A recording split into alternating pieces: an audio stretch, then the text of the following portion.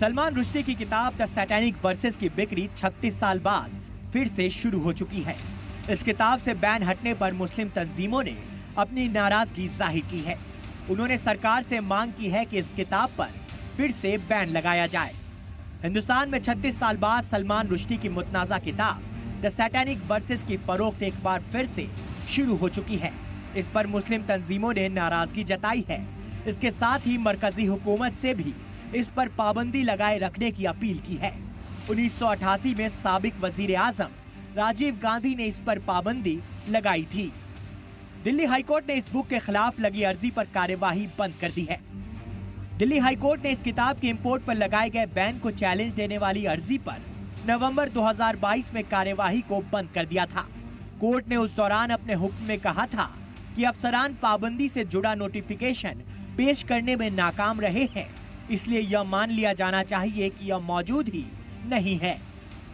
Iran के पहले supreme leader इमाम रूहुल्लाह खुमैनी ने मुसलमानों से रुश्दी और उसके पब्लिशर्स को मारने के लिए फतवा जारी किया था। रुश्दी ने लगभग 10 साल ब्रिटेन और अमेरिका में छिपकर बिताए। जुलाई 1991 में इस नॉवेल के जापानी ट्रांसलेटर हितोशी इगाराशी का उसके दफ्तर में कत्ल कर दिया गया था। 12 अगस्त 2022 को लेबनानी अमेरिकी हादी मतार ने एक प्रोग्राम के दौरान स्टेज पर रुश्दी को चाकू मार दिया था, जिससे उसकी एक आंख की रोशनी चली गई। अब हाई कोर्ट के सुनवाई बंद करने और सरकार के जवाब के बाद सैटेनिक वर्सेस का भारत में बिक्री और इंपोर्ट का रास्ता साफ हो गया। लेकिन इसके साथ ही मुसलमानों की तरफ से मुखालफत की आवाजें तेज हो गई हैं। मजहबी रहनुमाओं का कहना है कि यह किताब इस्लामिक मुखालिफ है, लिहाजा वो इसे किसी कीमत पर बाजार में नहीं आने देंगे। उन्होंने वजारत दाखिला से इस पर बैन लगाने की भी मांग की है। जैसा कि मेरे इल्म में आया है कि 36 साल बाद सलमान रुश्दी की किताब द सैटेनिक वर्सेस शैतानी आयत, जिसको आयतुल्लाह रूहुल्लाह खुमैनी साहब ने जिसके खिलाफ फतवा दिया था, वो फिर हिंदुस्तान के अंदर बैन हटने की बात हो रही है। मैं हुकूमत हिंदुस्तान से ये अपील करता हूँ ऑल इंडिया शिया फसला बोर्ड की जानिब से कि द सैटेनिक वर्सेस के ऊपर से जो रोक हटने की बात हो रही है, चाहे कोर्ट का मामला हो चाहे सरकार का मसला हो, इसके ऊपर पूरी तरीके से बैन लगा रहना चाहिए है, क्योंकि इसके अंदर मुस्लिम नज़रियात की मजाक उड़ाया गया है, उसकी भावनाओं से खिलवाड़ किया गया है। फिर ऑफ इस्लाम हज़रत मोहम्मद मुस्तफ़ा सल्लल्लाहु अलैहि वसल्लम और उनके कंपेनियंस के उसके अंदर बाकायदा बेहुरमती की गई है, उनका मजाक उड़ाया गया है।